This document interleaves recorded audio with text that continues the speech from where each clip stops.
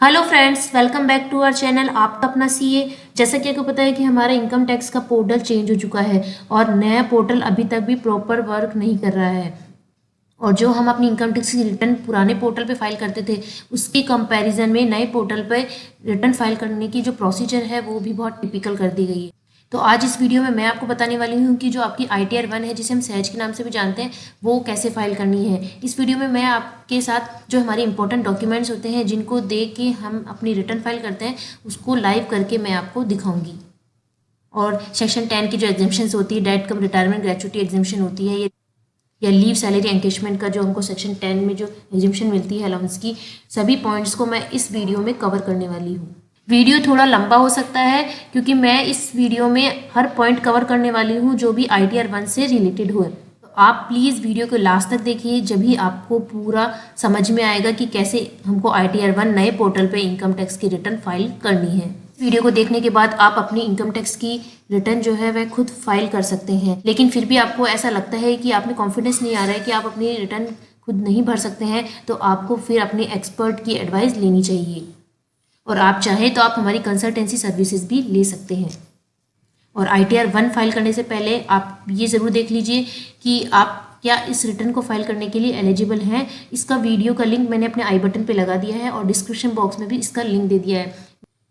Income tax की return file करने के लिए आपको सबसे पहले incometax.gov.in की वेबसाइट पे आना है।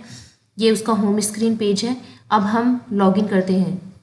के लिए आपको अपना पैन नंबर और जो आपने ओल्ड पोर्टल में जो आपका पासवर्ड था, सेम पासवर्ड आपको यहीं पे भी वही यूज़ करना है। तो मैं यहाँ पर as a user ID PAN number डालती हूँ। कंटिन्यू के बटन पे क्लिक करती हूँ। यहाँ पे मैं पासवर्ड डाल देती हूँ। पासवर्ड डालने के बाद आपको ये जो ब्लॉक दिख रहा है, please confirm your secure access message, जब यहाँ पे क्लिक नहीं करेंगे तो ये जो कंटिन्यू का बटन है ये हाईलाइट नहीं होगा। मैं जैसे यहाँ पे क्लिक करती हूँ तो ये कंटिन्यू का बटन यहाँ पे हाईलाइट हो जाता है। मैं यहाँ पे क्लिक करती हूँ। जैसे मैंने लॉगिन किया तो ये आपके सामने डैशबोर्ड की स्क्रीन शो हो रही है। अब आपको ये जो सेकंड ऑप्शन दिख रहा है, ई फाइल में इनकम टैक्स रिटर्न पे आपको जाना है। आपको इनकम टैक्स फॉर्म्स पे नहीं जाना है, इनकम टैक्स रिटर्न्स पे जाके आप अपनी यहाँ से रिटर्न फाइल कर सकते हैं। आप ऑलरेडी जो रिटर्न फाइल कर चुके हैं उसको आप यहाँ से देख सकते हैं। जब आप अपनी रिटर्न को फाइनल सबमिट कर देंगे, उसके बाद आपको रिटर्न को E-वेरीफाई करना होता है। तो आपको यहाँ से अपनी रिटर्न E-वेरीफाई करनी होगी। देन आप जब अपनी इनकम टैक्स की रिटर्न फाइल करें, उससे पहले आपको अपना 26 ES देखना होगा। वो बहुत ही इम्पोर्टेंट डॉक्यूमेंट है किसी भी इनकम टैक्स की रिटर्न को फाइल करने से पहले। एक, आपको अपने जो आपका 26 AS है वो आपको डाउनलोड करना है। आपको फॉर्म 16 मिला है तो फॉर्म 16 को देख के आपको अपनी रिटर्न फाइल करनी है। थर्ड, आपको अपना बैंक स्टेटमेंट चेक करना है। तो मैं E-फाइल पे इनकम टैक्स में रिटर्न पे जाके फाइल इनकम टैक्स रिटर्न पे क्लिक करती हूँ। आपको यहाँ पे असेसमेंट ईयर सेलेक्ट करना है। देन आपको ऑनलाइन मोड सेलेक्ट करना है। यदि आप ऑनलाइन ITR 1 ऑनलाइन मोड के थ्रू फाइल कर रहे हैं, देन जैसे ही आप नीचे स्क्रॉल करेंगे तो आपको यहाँ पे कंटिन्यू का ऑप्शन आएगा। देन यदि आपने ऑलरेडी आप पहले से अपनी इनकम टैक्स की रिटर्न को एडिट कर चुके हैं तो आपको रिज्यूम फाइलिंग करना है। अदरवाइज आप स्टार्ट न्यू फाइलिंग पे क्लिक कर सकते हैं। तो मैं यहाँ पे स्टार्ट न्यू फाइलिंग पे क्लिक करती हूँ। यहाँ पे आपका स्टेटस पूछ रहा है कि आप इंडिविजुअल हैं, आप HUF हैं या आप अदर्स हैं। तो हम ITR 1 फाइल कर रहे हैं तो वो इंडिविजुअली HUF के लिए होती है, तो हम इंडिविजुअल की रिटर्न फाइल कर रहे हैं। तो यहाँ पे मैंने इंडिविजुअल ऑलरेडी सेलेक्ट हुआ है। देन मैं कंटिन्यू के बटन पे क्लिक करती हूँ। अब हमें यहाँ बताना है कि हम कौन सी रिटर्न फाइल कर रहे हैं, ITR 1, 2, 3 वॉटएवर जो भी हम रिटर्न फाइल कर रहे हैं। तो हम यहाँ पर ITR 1 फाइल कर रहे हैं। देन मैंने ITR 1 को सेलेक्ट कर लिया। मैं यहाँ पे प्रोसीड विद ITR 1 पे क्लिक करती हूँ। ITR 1 फाइल करने के लिए यहाँ पे बताया है कि 3 प्रोसेस है। पहले आपको अपनी रिटर्न जो है उसको वैलिडेट करना है, प्रीफिल्ड करना है।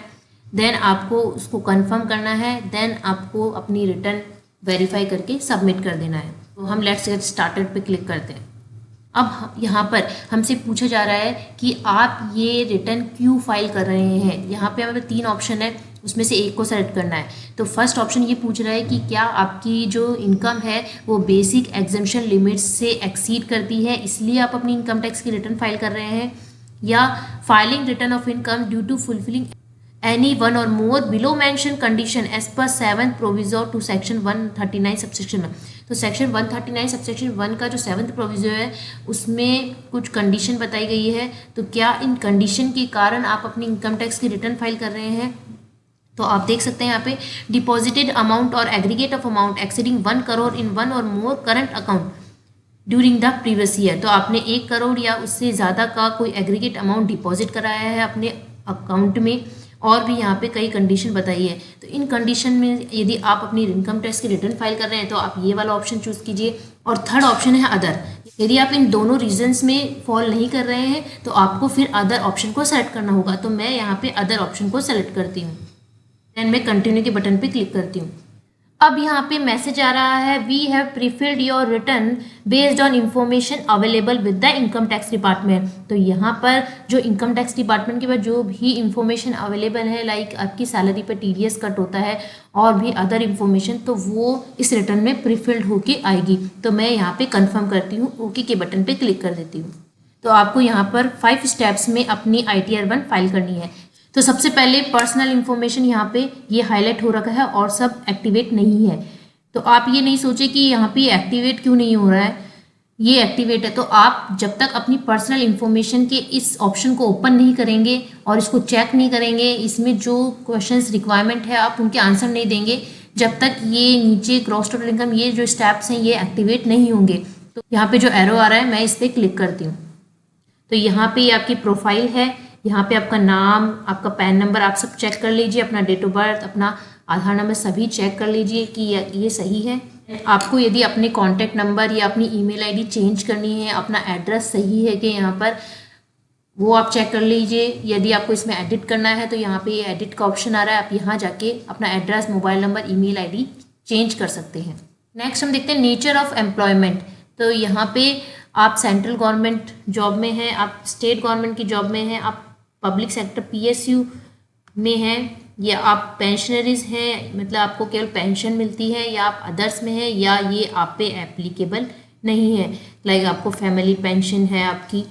तो यहाँ पर मैं जिसकी रिटर्न फाइल कर रही हूँ वो है पब्लिक सेक्टर अंडरटेकिंग में। देन फाइलिंग सेक्शन, तो यहाँ पे अभी जो हमारी रेगुलर रिटर्न होती है वो हमारी सेक्शन 139 सबसेक्शन 1 में अपनी रिटर्न फाइल करते हैं, जो हम बिफोर ड्यू डेट फाइल करते हैं। यदि आप ड्यू डेट के बाद अपनी रिटर्न फाइल करेंगे तो सेक्शन 139 सबसेक्शन 4 में आपकी रिटर्न फाइल की जाएगी।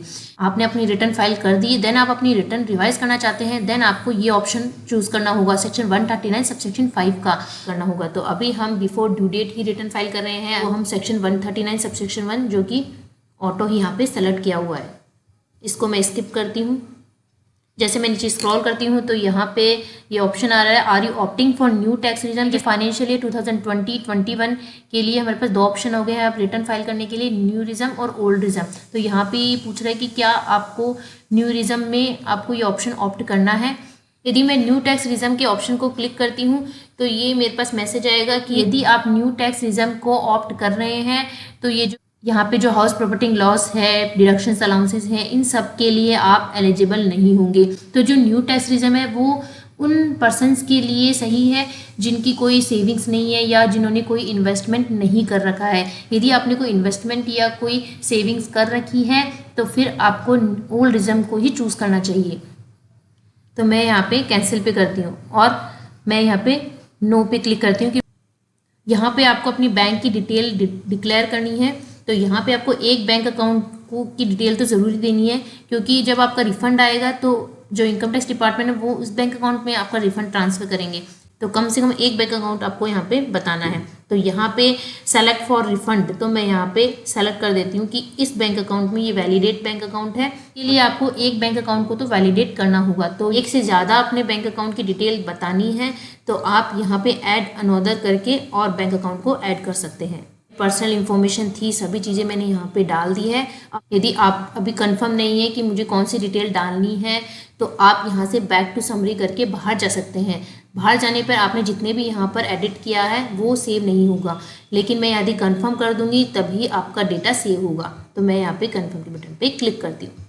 अब यहाँ पर ग्रॉस टोटल इनकम जो है, देखिए यहाँ पे ये जैसे ही मैंने इसको अब कंफर्म किया, अपडेट किया, ये ग्रॉस टोटल इनकम का ऑप्शन हाईलाइट हो गया। ये जो इनकम आ रही है ये प्रीफिल्ड होके आ रही है। अब मैं यहाँ पे क्लिक करती हूँ, ग्रॉस टोटल इनकम के ऑप्शन पे जाती हूँ, तो यहाँ पे मुझसे कुछ क्वेश्चंस पूछे जा रहे हैं। इनमें से कोई भी एग्जाम्पशन आप यदि क्लेम कर रहे हैं तो आप यस के बटन पे क्लिक कीजिए। Eligible to claim any other exemption from salary income, तो देखिए यहाँ पे प्रीफिल्ड होके आया है, यस के बटन पे क्लिक हुआ है और यहाँ पर 2 एग्जाम्पशन यहाँ पर इन्होंने ली है। दैट कम रिटायरमेंट, जो ग्रेचुटी रिसीव हुई है, रिटायरमेंट होने पर जो ग्रेचुटी रिसीव होती है वो टैक्स फ्री होती है, तो यहाँ पे 20 लाख की ग्रेचुटी रिसीव हुई है। और जो लीव एंकेशमेंट है रिटायरमेंट में जो मिलता है वो भी टैक्स फ्री होता है, तो यहाँ पे 3 लाख का लीव एंकेशमेंट है रिटायरमेंट पर, तो यहाँ पे ये प्रीफिल्ड होके आया है। यदि आप इन सभी क्वेश्चंस में किसी भी में फॉल नहीं कर रहे हैं तो यहाँ पे स्किप का भी बटन है, ऑप्शंस को स्किप भी कर सकते हैं। ये देखिए फॉर्म 16 में death cum retirement gratuity 20 lakh और cash equivalent of leave salary encashment जो है वो 3 लाख यहाँ पे फॉर्म 16 में भी बता रहा है। मैं इसको कंटिन्यू कर देती हूँ। तो हमारी इनकम का जो फर्स्ट हेड है सैलरी हेड, उसमें ये जो डिटेल आ रही है ये प्रीफिल्ड होके आ रही है हमारे फॉर्म 16 से। तो मैं यहाँ पर आपको विथ फॉर्म 16 और विदाउट फॉर्म 16 दोनों ही तरीके से आपको इनकम टैक्स की जो ITR 1 है वो फाइल करना बताऊंगी। यहाँ पर एडिट के बटन पे क्लिक करती हूँ। अब यहाँ पे ये जो डेटा आ रहा है ये फॉर्म 16 से ऑटो पॉपुलेटेड होके आ रहा है। जैसे मैं आपको दिखाती हूँ फॉर्म 16 से।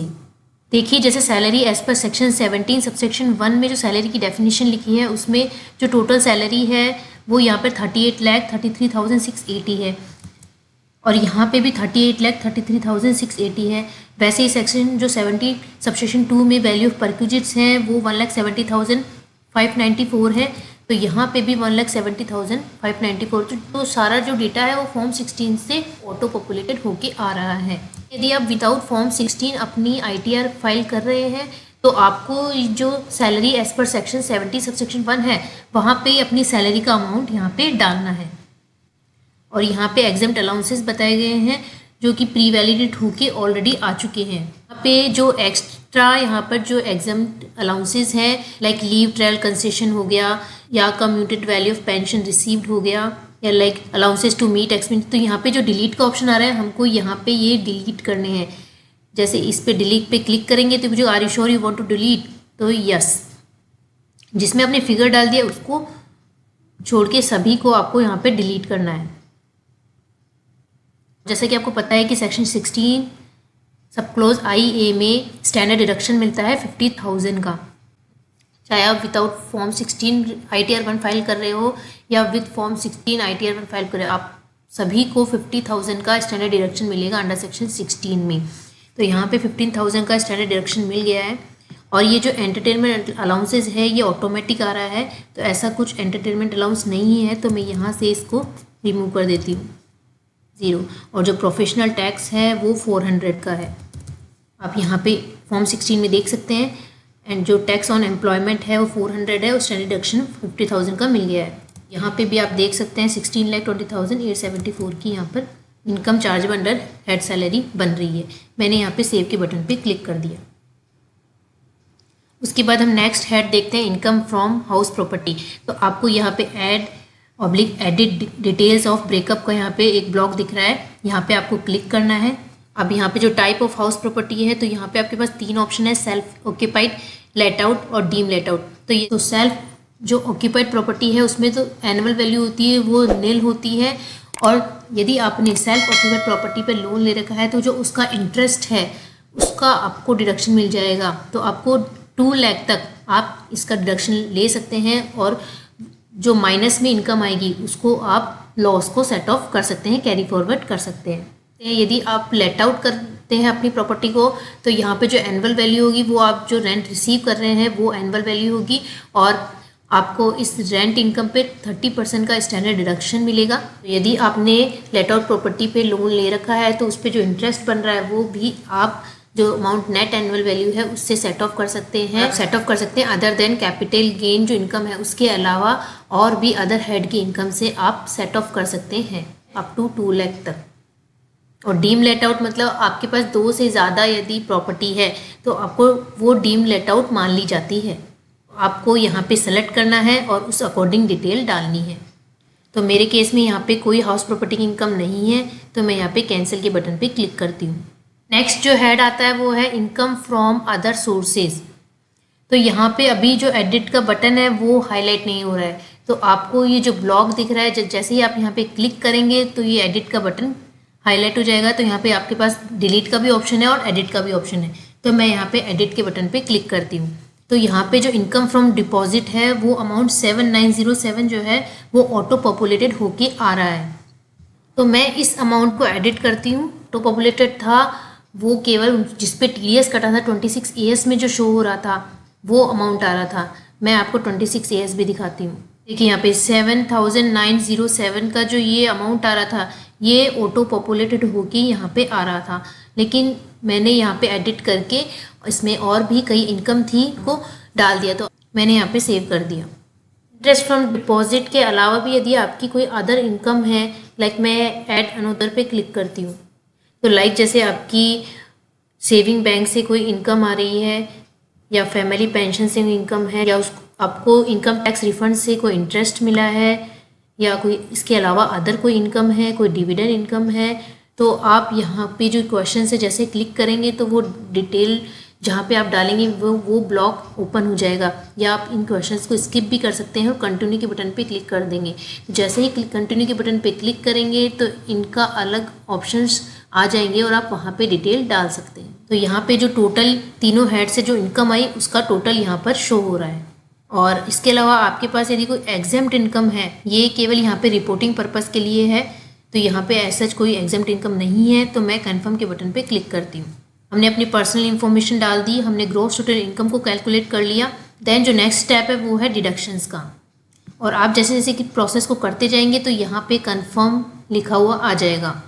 और मैं आपको एक चीज़ और बताऊंगी कि लाइक जैसे यहाँ टोटल डिडक्शन ऑटो पॉपुलेटेड होके आ रहा है और आपको भी है कि इतना ही अमाउंट है, तो आपने इसको देखा भी नहीं, आपने बस सोचा कि इतना अमाउंट आ रहा है, तो जब तक आप इसको ओपन करके एक बार रीचेक नहीं करेंगे तब तक नेक्स्ट स्टेप जो है वो हाईलाइट नहीं होगा।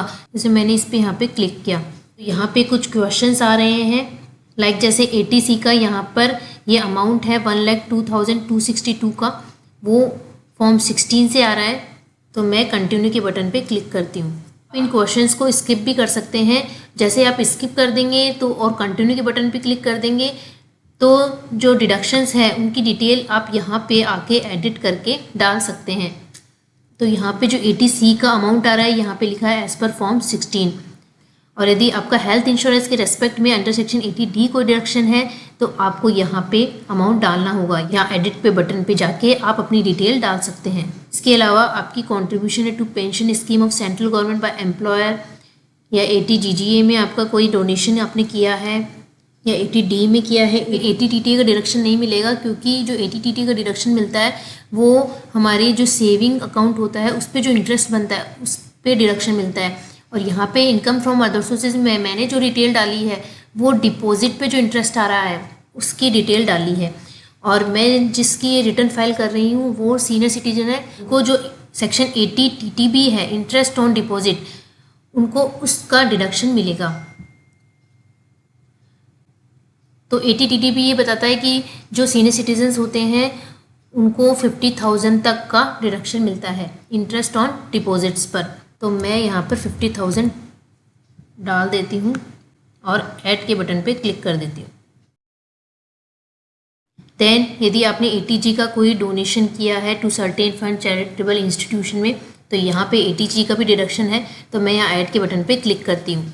यहाँ पे किस तरह का डोनेशन है, आपने 100% डिडक्शन किया विदाउट क्वालिफाइंग लिमिट या 50% डिडक्शन किया है, तो मैं यहाँ पे 100% के डिडक्शन पे ऑप्शन लेती हूँ।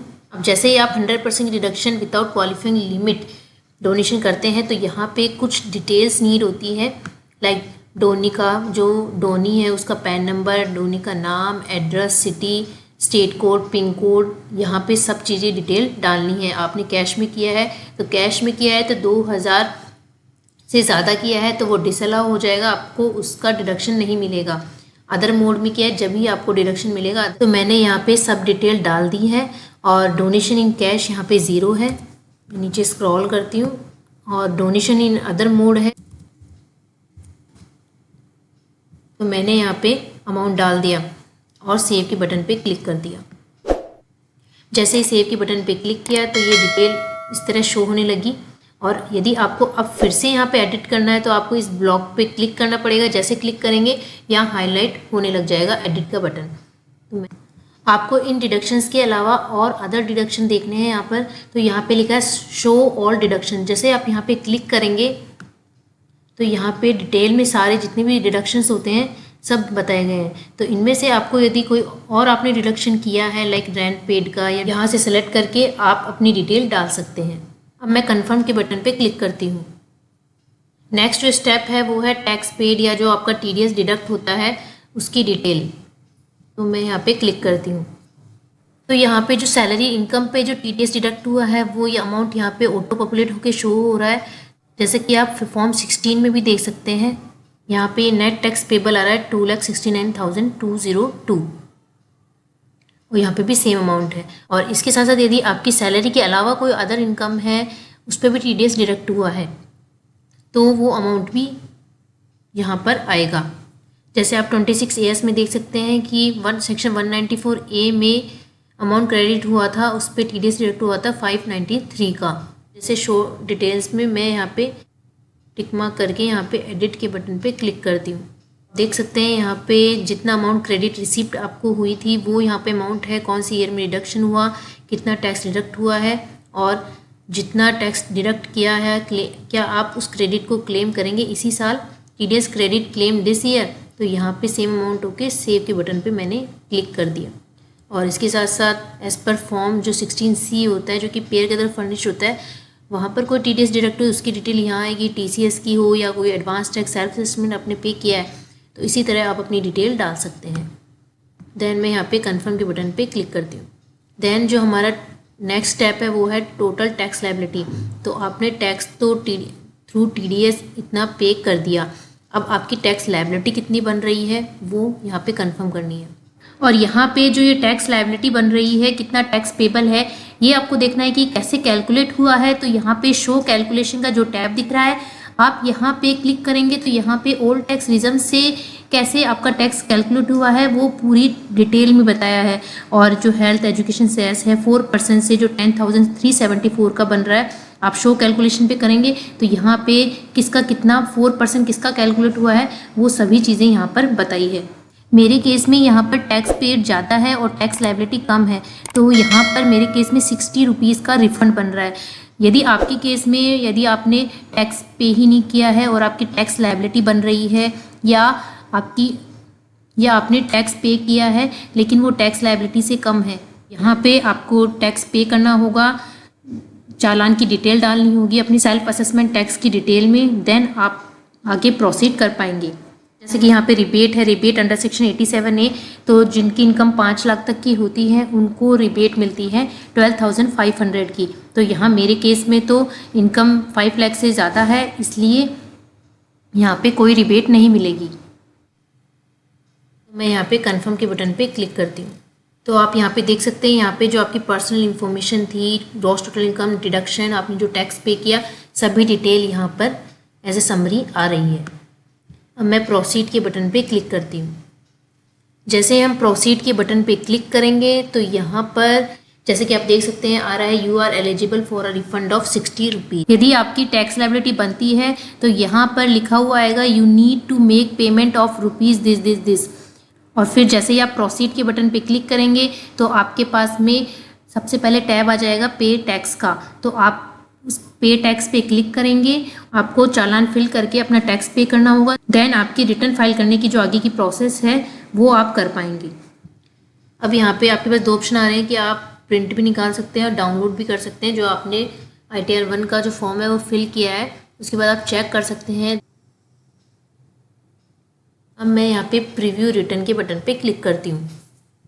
तो लाइक जैसे यहाँ पे अभी ये जो आपको प्रोसीड टू प्रीव्यू का ऑप्शन आ रहा है ये हाईलाइट नहीं है। यहाँ पे जो ब्लॉक आ रहा है यहाँ पे टिक करेंगे, वैसे ही वहाँ पर हाईलाइट हो जाएगा। तो ये डिटेल ऑटोमेटिक यहाँ पर फीड होके आएगी।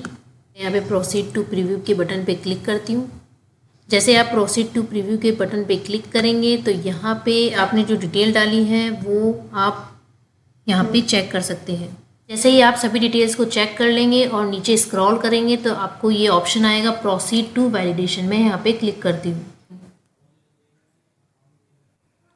जैसे कि आप देख सकते हैं यहाँ पे नो एरर फाउंड आ रहा है और वैलिडेशन सक्सेसफुल। लेकिन कई बार आपके साथ ऐसी भी प्रॉब्लम आएगी कि जैसे ही आप प्रोसीड टू वैलिडेशन के बटन पे क्लिक करेंगे तो कई एरर शो हो सकती है। तो जैसे ही आप उस एरर पे क्लिक करेंगे तो जहां पर एरर है वो आपको शो हो जाएगा।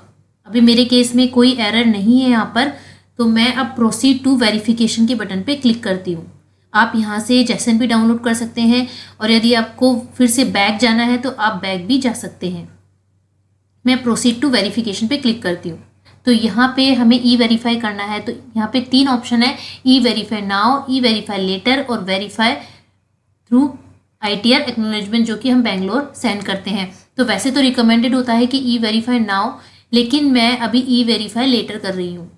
तो जैसे यहाँ लिखा है you can submit the return now and E verify within 120 days of submission. तो आपने जब से सबमिशन किया उस दिन से 120 दिन के भीतर भीतर आप ई वेरीफाई कर सकते हैं।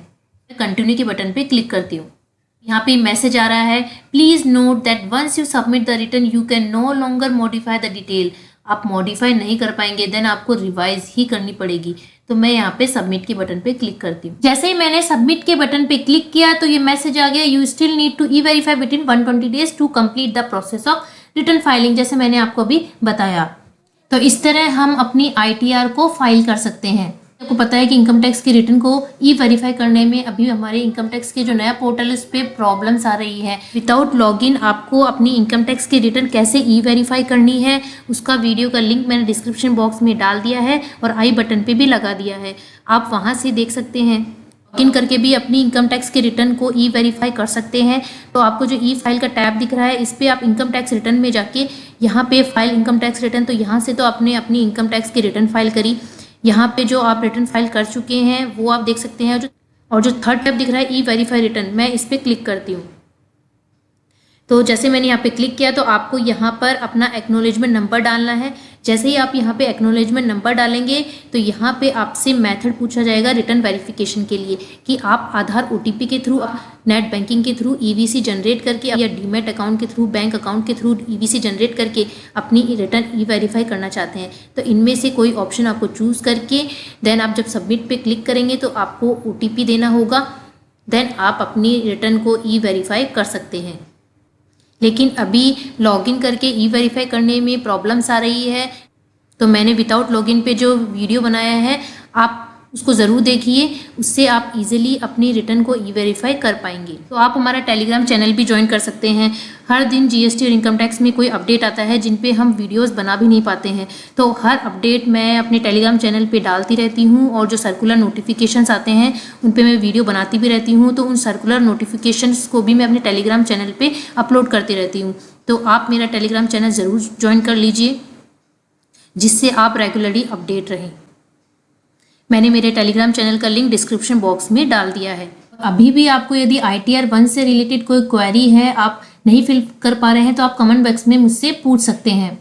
और इसके साथ साथ मैं अब ITR 3, ITR 2, ITR 4 सभी की लाइव डेमोज पर वीडियो बनाने वाली हूँ। तो आप हमसे जुड़े रहिए और हमारे चैनल को सब्सक्राइब कर लीजिए। और यदि आप फर्स्ट टाइम विजिट कर रहे हैं तो हमारे चैनल को ज़रूर सब्सक्राइब कीजिए और बेल आइकन पे प्रेस कीजिए। आप बेल आइकन पे प्रेस करेंगे तभी मेरी वीडियोस का नोटिफिकेशन आपके पास आएगा और आप मेरी वीडियोस को देख पाएंगे। तो आपको मेरी वीडियो अच्छी लगे तो मेरी वीडियोस को लाइक करें, शेयर करें और हमारे चैनल को सब्सक्राइब कीजिए। तो मिलते हैं इसी तरह की एक नई वीडियो के साथ। Thank you.